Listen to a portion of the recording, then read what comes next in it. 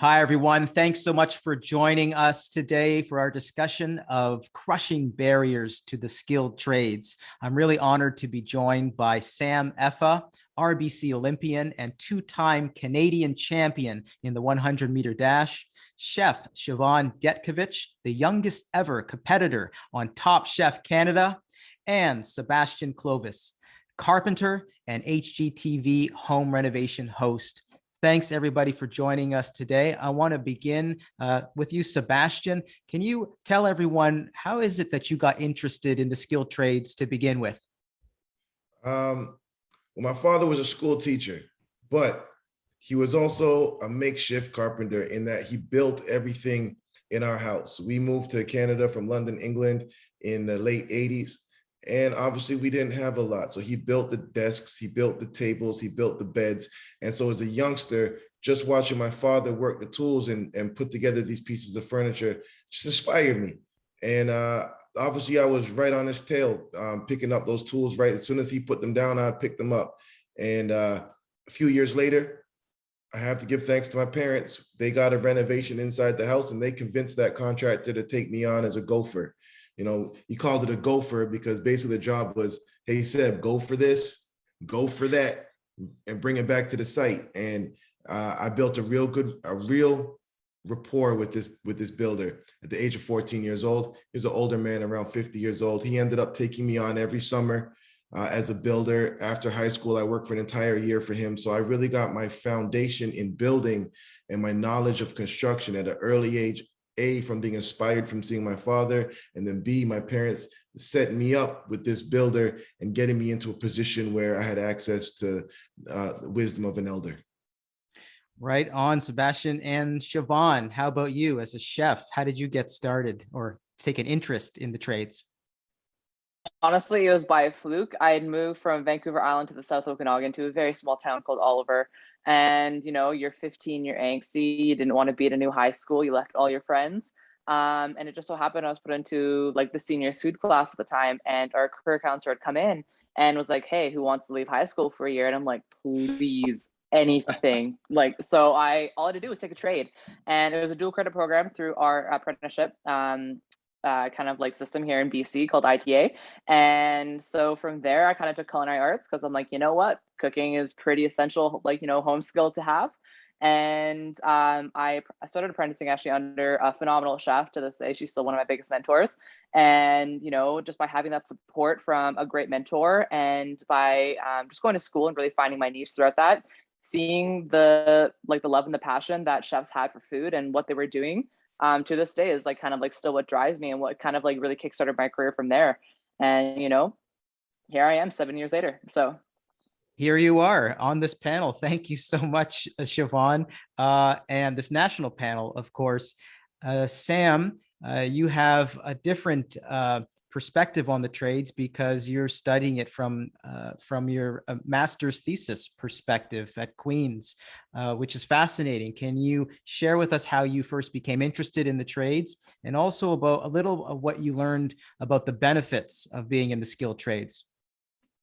Yeah, definitely. So most people they see me and they're like, "You're that athlete guy." But what most people don't know is that I have close family members who are in the trades, so it's always been a topic of conversation in my community circle. My dad was a journeyman mechanic, auto mechanic. I have an uncle who was an automotive technician. So around my neighborhood in Calgary, Alberta, where I grew up, we were like this one-stop shop where when it came to getting your vehicle looked at. But as you mentioned, this master's program that I took at Queens, like I did some research inspired by my family, and it's like I realize how important these jobs are, these careers are. With the social impact team at RBC, one of our major platforms is called Future Launch, RBC Future Launch, and we're just helping youth gain new skills, grow their network, get work experience, and specifically in the trades, everything kind of came full circle because now we're looking to create transformative pathways towards getting youth employment and really just investing in the future. And personally, I've looked at careers in like welding, construction, automotive tech, and I'm just doing the work to understand the industry. And it's so cool to see how many untapped opportunities there are out there. Some fast facts, immigrants comprised of what, 8.7% of apprenticeships, you know, and they are 20% of the population. That's an opportunity. I see that women are only making up 11% of new registrants into apprenticeships as well. And again, another opportunity. We want to be able to raise those numbers. And then lastly, you know, a couple of weeks back, RBC released even a thought leadership piece on how over 700,000 skilled tradespeople are expected to retire by 2028. When I see stuff like that, I'm like, you know, there are so many jobs that need to be replaced, but that are actually such great employment opportunities. And I want to be a part of that. So that's my piece, whether it's pushing to get people into apprenticeships to earn while they learn, get an education with no debt. You know, that's my role now. And it's come full circle. I'm no longer that kid with the dad who's a auto mechanic, but I'm that guy who's trying to help other people get opportunities. Excellent. And Siobhan, can you talk briefly about some of the benefits of being a tradesperson for you? Absolutely. Especially starting so young, and like even being a woman, like there's so many scholarships out there to kind of like help support you while you're going through the trades. Even being in the trades, you don't necessarily always have to have education to start off with. There are many chefs that I know personally who haven't even taken like the professional cook levels 1 through 3, but they're still some of the most brilliant people out there because what they do is like it's all about learning hands-on, like right on the job. And I think, especially starting out so young, either take the opportunity to take like a dual credit program or like the ACIT program in high school, which gives you kind of like that leverage where you're taking your education before you even finish your high school, you know, career. And then, you know, you just can go right into the working force and then start your, like your working career early. Or you have the opportunities where through post-secondary funding and just like through other funding, especially as an Indigenous person, there are also scholarships out there that help support Indigenous youth where you don't have to worry about funds if it's a trade you want to go into, because there are resources out there that will support you fully through that. And like Sam was saying, you can earn while you learn, because when you're taking an apprenticeship program, there are a lot of places out there that will either support you and pay for your education as well, or there's opportunities where, like, you know, part of your education is just actually being on your job site or being in the kitchen itself. Right. So I think full circle, like the trades is a great place to be. So many benefits, Siobhan. And Sebastian, how about for you? What have been the benefits for you of being in the skilled trades? The benefits are the fact that I'm fiercely independent now because I have a ton of different skills, which makes me feel very confident.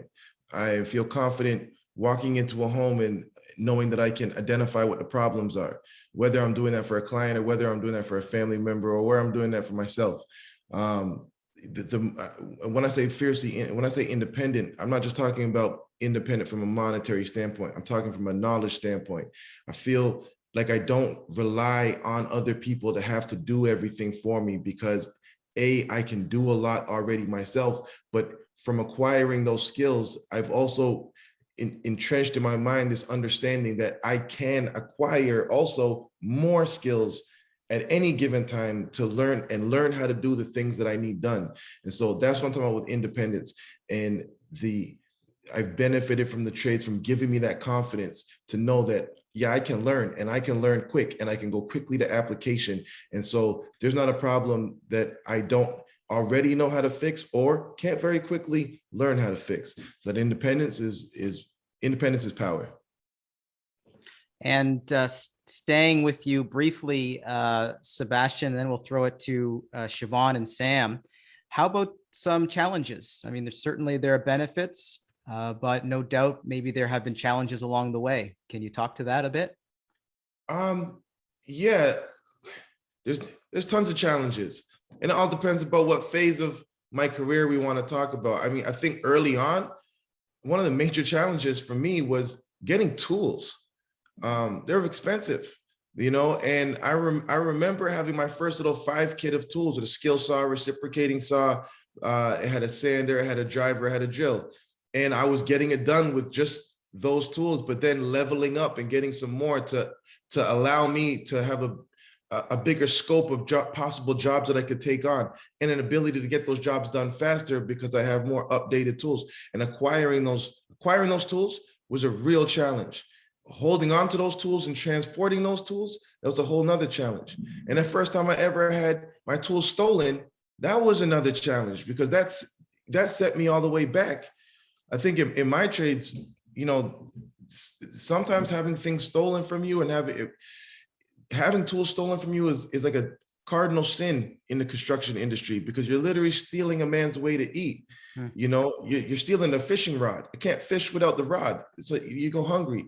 And so I think, yeah, just understanding how important tools are, respecting them, taking care of them, is one of those ways. But one of the other challenges that I think is more important to talk about right now are even for me as a HGTV host or a television personality, I get the feeling, and I know, and it's been my experience, that every time I go on a renovation site, I still have to prove myself. You know, people look at me and they think that for some reason I'm just a talking head, or they look at me like, oh, he used to play football, he probably can't really do this. Or there's just, I think that's even just a stigma perhaps that more BIPOC people suffer for, is just the stigma of like, can he actually do it? Do they actually going to work hard? You know, there's all these other views of what Black men are. Mm-hmm. One of those views is not responsible, hardworking, and taking care of everybody and getting the job done, which is something that we're out here actively trying to change.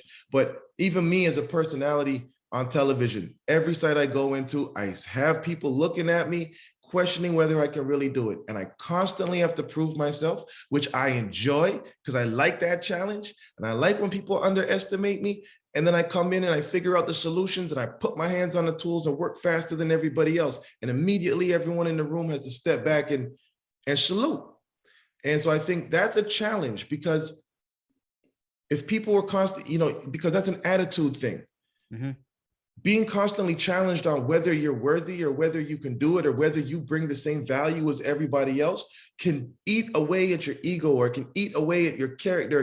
It can just chip you away sometimes if you don't stand up against it and be in that mindset of, no, I'm going to show and prove what my value is. And I'm not going to take it as a disrespect that you're making me show and prove it.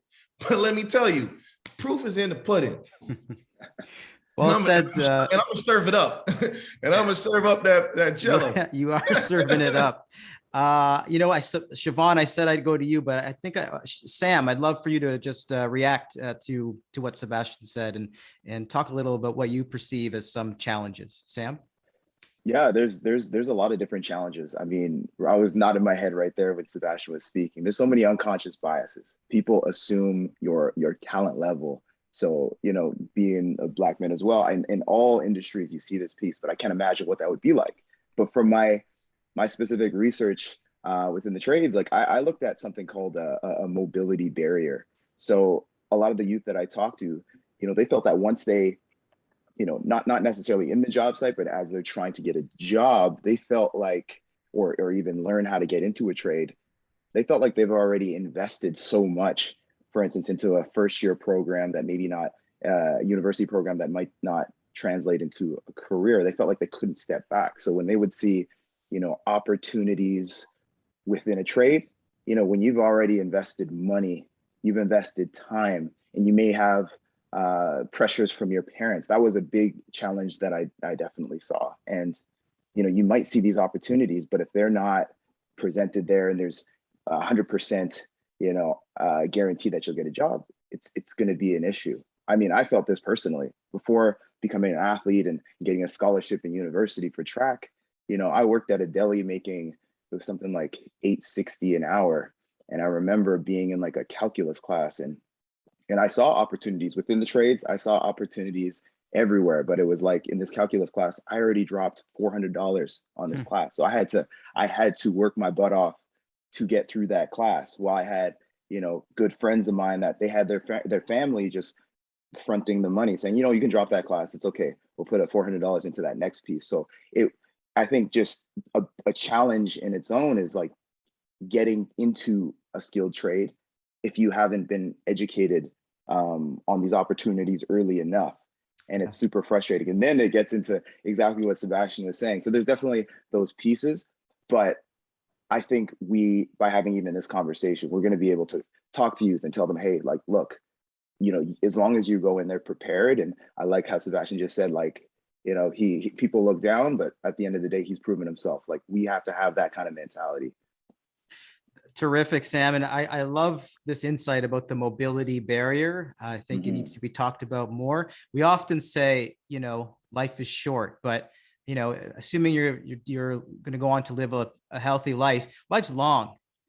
And, you know, you can go through your 20s trying to figure something out, and you could be in your late 20s, even early 30s, and change careers and still look forward to doing what you love rather than hanging on to something that you thought was right for you but wasn't, but because you started early, you're just sticking with it.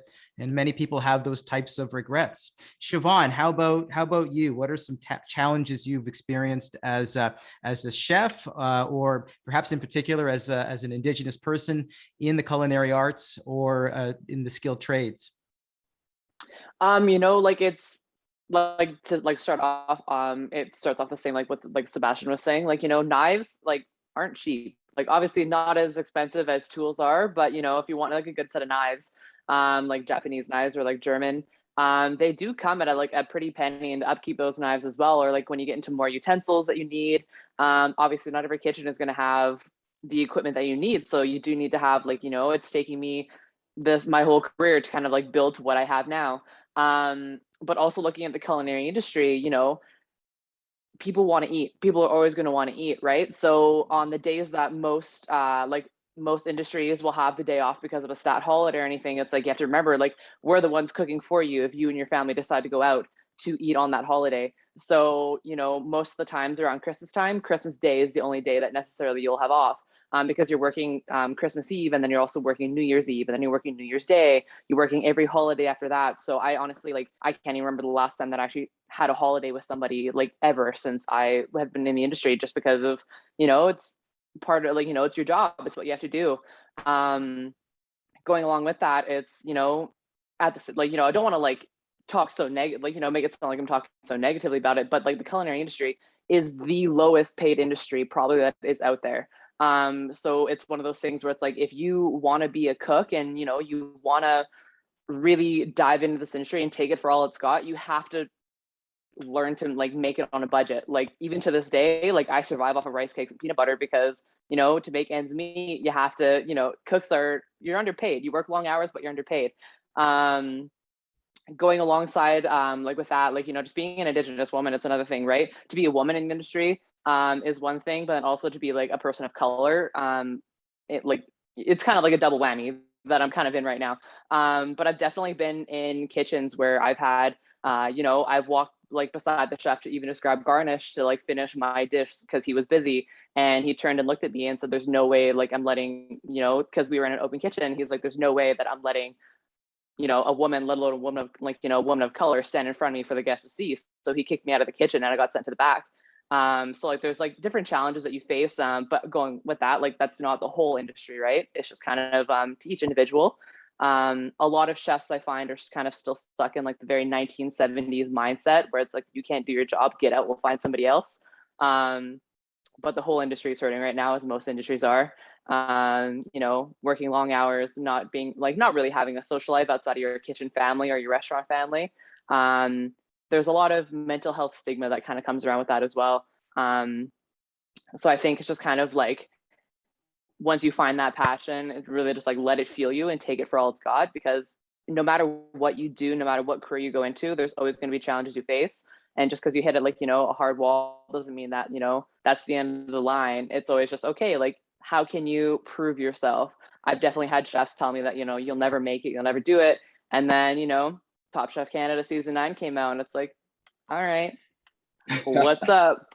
Tell me. Like, That's awesome. So yeah, exactly, you're serving it up as well, like Sebastian said. So would that be some advice from the both of you as Sebastian and Siobhan, as tradespeople? It is about having that right mindset. Can you say a little bit more about what do you have to tell yourself to keep going, or is it about staying present or always looking to the future? How do you address some of these barriers that I think this could be of useful advice, especially to other Black, Indigenous people of color who are considering the trades but have some reservations for the same reasons that you might have talked about. Sebastian? Your attitude is everything, regardless of what industry you're in. That's what's going to dictate how far you're able to go in life, period. There's some people who a challenge jumps up in front of them and they shirk it and they try to walk around the side. And there's other people who just want to run through that challenge. And, in order to be successful in any industry, you have to be the type of person who is willing to run through that challenge. For whatever internal reasons you have, that's what it's attitude. Not gonna, if it's just money is what you're using as your reasoning for doing something, you're not gonna want to run through these challenges, because money can't really pay for the type of things that we have to go through at times to remain in these industries. There has to be a personal stake in there, and a personal attitude of I'm going to fix these problems, I'm going to conquer this, or I'm going to achieve that milestone, or I'm going to become this, or I'm going to acquire these skills, or I'm going to do whatever the thing is that I'm going to do, and it doesn't matter what happens around me. I'm going to stay focused. And that is definitely necessary, I think, in all trades jobs, because these are jobs that, by and large, you can't hide. You can't act like not be a good builder and be on a renovation site. You better get your skills up and be learning every single day. You can't not be a good chef and work in the kitchen. You better at least be getting your skills up every single day. You can't hide in the trades. I think there's some other jobs that are types of jobs out there where you can just kind of get by and you can call it in, and there's not a ton of upward mobility, but some people are comfortable with that. But the trades is just not one of those, because every single day you have to prove yourself, and you have to look back at the end of the day and be able to physically see your work. Like, that's what I did. It's one of the beautiful things about trades too, is that you can see your work. There's a lot of corporate jobs out there where it's on a computer, and computer goes off at the end of the day, you walk away, you can't see anything that you did. With the trades, you can see it, so you got to prove it. And the attitude to produce is a winning attitude. I love it. I mean, the table is level or it's not, right? Or the electricity turns on or it doesn't. The meal tastes good for most people, or it doesn't. Siobhan, how about you? How have you addressed in terms of your mindset? Say just a little more, and then I want to go to Sam. Honestly, I think like Sebastian kind of nailed it right there. Attitude determines your altitude, 100%. It's all about even like starting off in the trades, you have to be open to the mindset that if you have never gone into that trade before, you have to be willing to do the grunt work. Like, you're not just going to walk in and be like, boom, I'm going to be a chef de partie and like, I'm just going to cook and I'm going to have the ability because I'm old or anything. Like, I can just boss people around. It's like, no, like most likely, like, sorry, but you're going to sit there and wash dishes, or we'll get you to peel a couple things. Like, we'll get you to do the things that we know will is not our not our responsibility to do anymore, like necessarily, because it's it's taken us all of these years to work up to here, right? But at the same time, it's like, if you do it with a positive attitude and you always want to keep yourself open, to keep yourself grounded, keep yourself humble, because you just in day-to-day life, I always tell myself, you are no better than anybody else. Everyone is always on the same playing field, but at the same time, everyone always takes their journey at different levels. So just because you're at this part of your career does not mean that someone who is just starting the career is any below you. Sorry.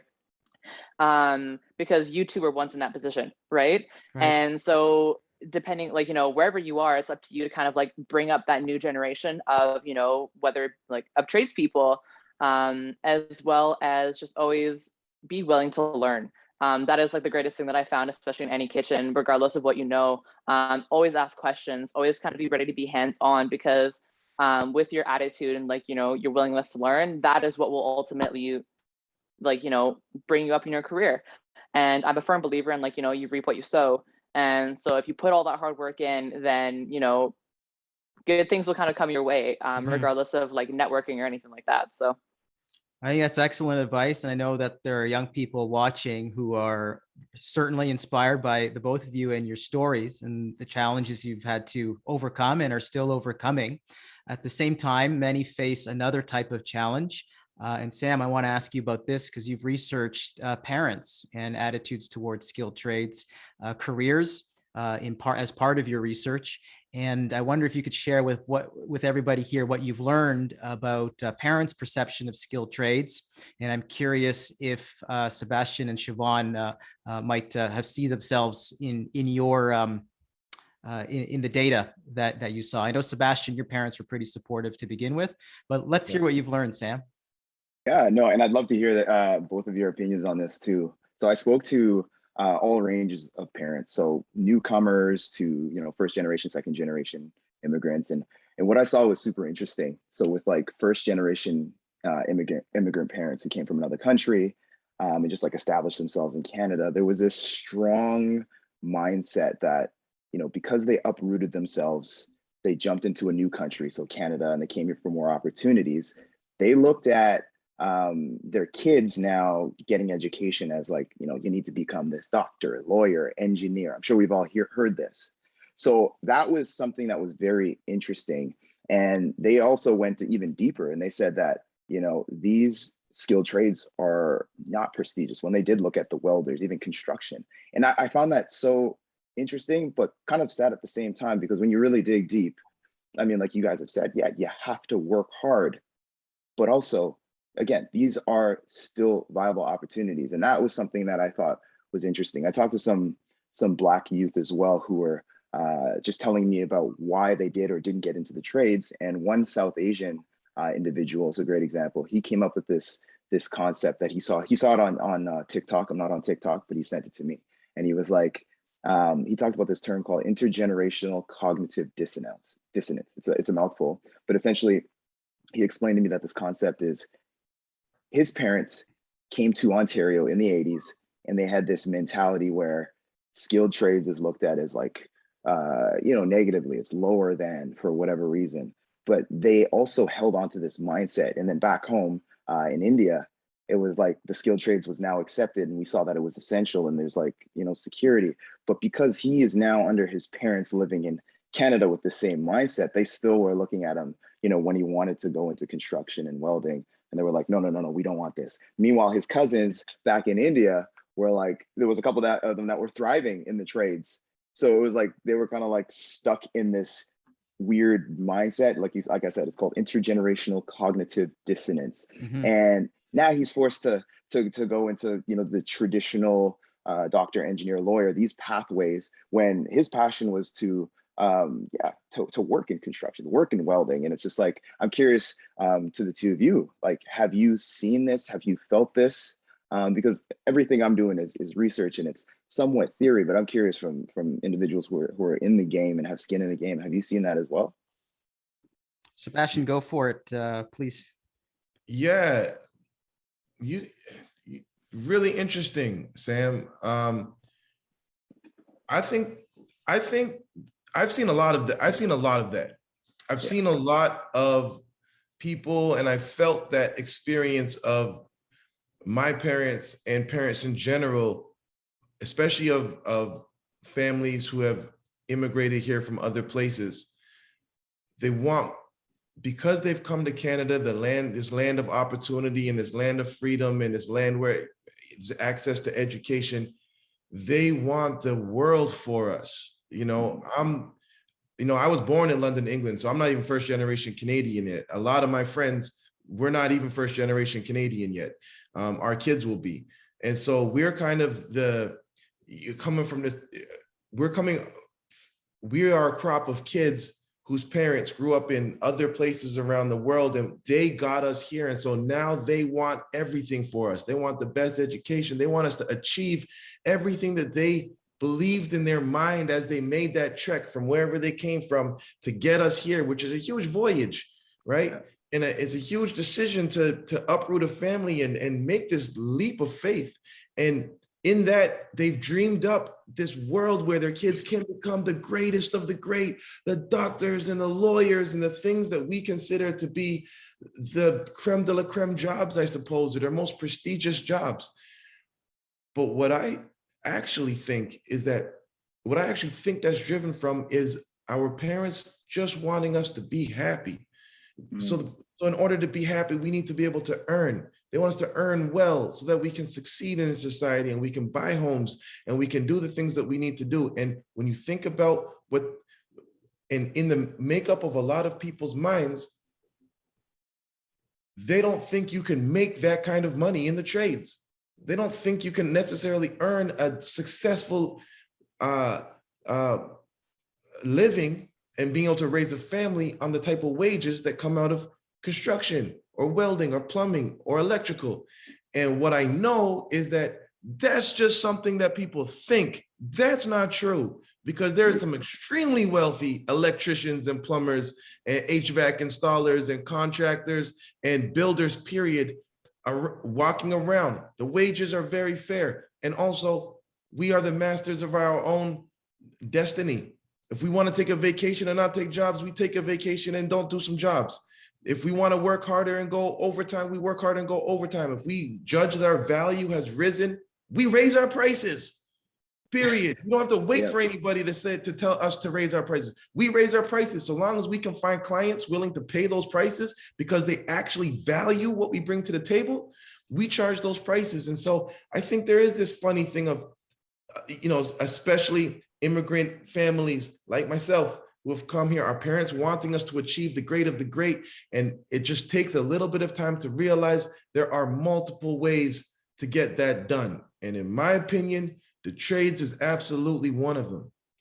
And I agree. I just want to jump in there. Like, I saw another barrier was a lack of awareness. When I would talk to some of these parents and even some of the youth, I would say, which one of these apprenticeships leads to over $75,000 in a career? And this is from the OYAP, if you know that, Ontario Youth Apprenticeship Program. And I'd say an industrial electrician, a refrigerator and air conditioning mechanic, a steam fitter, heavy duty equipment technician.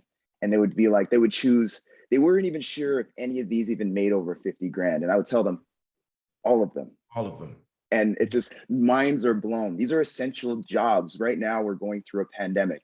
You're always going to need construction workers. You're always going to need welders. You're always going to need, as long as there's investment and as long as apartment buildings and things are moving, you're going to need these jobs. So I argue, the security is there. The fair wages are there. It's just like Sebastian had said. So anyway, just wanted to put that point out there too. Yeah. And Siobhan, if you could react to Sam's research about parents, but also, we all want to make our parents happy. We want to please them. We also know, as Sebastian said, they want us to be happy. At the same time, parents do have strong opinions, often just rooted in protecting their kids based on what they know, and they just don't happen to know all the great things about the trades. But that's not always the easiest thing to convince them. How, what advice would you have with trying to respect your parents, but also trying to be yourself and pursue what you want to do? Well, you see, I kind of came from like a very independent background. So I just kind of march to the own beat of my drum. But I think it just kind of came from, I was like very thankful, my perspective, where they were just kind of like, you know what? They were like, do what makes you happy. And I'm like, cool. Like, I found my niche and I'm doing what I'm doing. And now I'm doing this. And I'm like, okay, it's great. In terms of trying to find a way to like make your parents happy, like, I don't know. I think like every family is different. Every relationship's different. Like, I can't base my experience and then kind of project it onto somebody else's and hope that it might work the same way, because obviously each individual will have a different reaction. But being in the culinary industry, with that being said, like, there's definitely a lot of people that I have come across throughout my career where they're older and they're just getting into the industry, and I'm like, that's awesome. Like, I think like there's never a wrong time to try something new, because like you said, like life's long. Like, do what you can while you're still living. And so you get chatting with them, and a lot of them actually have been immigrants. And I'm like, oh, like, what were you before? Like, oh, like I was engineering has so many broad different kind of like specialties like within it. So like, I was like, engineer, I was a doctor, I did this, I was a lawyer. And so it's like, all the big name jobs where it's like, obviously your parents wanted the best for you. They wanted you to be successful, because I think like those kind of titles have very kind of they're very well associated in like society, I guess. And but that it's like, like my true passion is cooking. Like I love cooking. I love cooking at home, that kind of stuff. I'm like, that's awesome. Like, you're taking this leap to do it now. Like there's never a wrong time to start something, especially in the trades. So Siobhan, what would be your advice for, say, a young Indigenous person who was interested in the skilled trades but was hesitant? Honestly, I say, like, if it scares you, go for it. It's one of those things where the trades just has so many benefits that you can, like, take from it. Like life skills, all that kind of stuff. The people that you meet, it's just the sense of community that you can make around you. There's really, I think, like the positives kind of outweigh the negatives when it comes to joining the trades. Looking at it, like the trades doesn't have to be something that's negatively looked upon. It is an essential, job to kind of have around. But I think it's just so important to kind of, put yourself out there, try something new. And if the trades is something that you're truly passionate about, then let that passion fuel you and let it drive you to do what you want to do. And then just take that and fly with that, because who knows what can come from that. And I wish them all the best if they do. Like, honestly, like there's no harm like being done. So Definitely. And Sam, how about you? I know you know of resources that are also available to young people. What's your advice for someone who wants to get started? Yeah, I mean, from what I've seen out there, number one, understand that there are so many options. With the trades, you can master a trade and you can make it your career. You can study a trade, still go to university after. So if your parents are like, you got to go to university, get that degree, okay, you can study a trade, still go to university. You can master a trade and become an entrepreneur. I think sometimes people forget we have individuals who start in the trade and then they have people underneath them. The fact of the matter is these are skills that you learn and that nobody can take from you. And both Sebastian and Siobhan were mentioning this. These are hands-on skills. And not to knock anybody in an office, but like, if you're a carpenter and you want to build a deck on your house because you got a big house apparently, you don't have to hire somebody to do it. You actually know what you're doing, the quotes, and that leads to something I want to speak on. Skills has this thing called the skills for success. It's like 9 skills that are super transferable into so many different industries. So just know that you have the opportunity to learn a skill, but this is not pigeonholing you into anything. And then last piece, actually, I briefly talked about the Ontario Youth Apprenticeship Program. So you can earn while you learn. You can become an apprentice and go on that process while you're in high school, and you can just really build your resume early on, so that 10 years out of high school, you're not just wondering what should I have done, but you actually have things in your repertoire in your back pocket that you can push forward. And then look into regionally what is available for you as a youth. So if you're in Ontario, look at the Ontario College of Trades. If you're in Alberta, the Apprenticeship and Industry Training Office, it's in Alberta. Saskatchewan, similar thing. PEI has the same thing. So really just dig deep, find those resources, but know that even if you don't choose to go into a trade, there are options. And there's like 250 plus trades. So I'm sure you'll find something that you like. So just do your research and look into it. Great, Sam. And Sebastian, aside from or in addition to looking at you as a role model, what might be your advice for any young people who happen to be a Black, Indigenous, people of color, and who are hesitant to get into the skilled trades? What do you say to them? Go get those skills. That's what I say, a point blank period. I think that the wonderful thing about the skilled trades is you can acquire that information and that knowledge and the wisdom from anywhere, and you can learn in school, or you can volunteer and you can get those skills. Once you have those tangible skills that will allow you to do whatever it is that you want to do, you become a more powerful person. To me, speaking on a personal level, it's a little bit like a video game. I have such a crazy tool belt worth of skills. There are so many things that I can do. I'm not trying to brag, but I'm a little older now. I'm in my early 40s. I've acquired a lot of skills. I know how to plumb. I know how to do electrical. I know how to weld. I know how to do carpentry. I know how to cook. I know how to crochet. I know how to sew. You know, I have a sewing machine right in that cupboard right there, as a matter of fact. I have all these skills. If my clothes rip, I could patch them up. It makes me more independent. It makes me more powerful. And also, what I've learned throughout my years is that these skills there's transferable skills.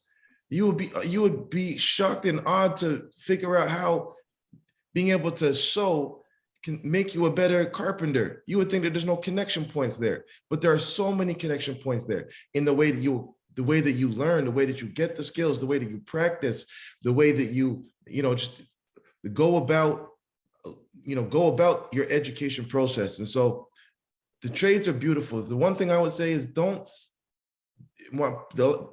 if I was to try to distill it to one single piece of advice, it might be something like, don't think of the trades as a university course that you have to just learn in this textbook type of way for years before you can actually kind of start doing it. You can start doing it instantaneously. You could be 50 years old, you can be 20 years old, you could be 10 years old. You can just start learning and acquiring those skills and that knowledge right now, independent of anybody else. So get hungry and go and get the skills. And if you got to volunteer, volunteer. If you got to work for free for a week to provide yourself with a lifetime of knowledge of knowing how to do something, then go work a week for free. I could use some free labor, guys. Come through and sweep anytime. But I'll tell you what, you will walk out richer for the experience, even if your wallet's not richer, and then you will be able to earn. So like I said earlier, go get your fishing rod. You want to eat, you need fish, go get a fishing rod, get those skills.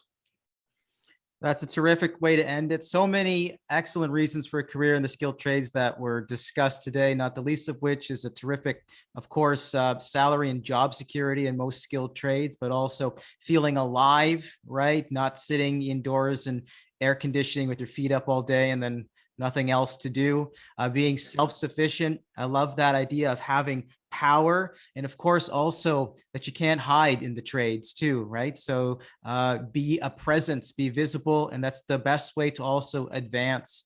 So many great points made today. Sebastian, Siobhan, Sam, I can't thank you enough. We really appreciate it. Thanks, everyone. No problem. Thank you for having me. Thanks for having us.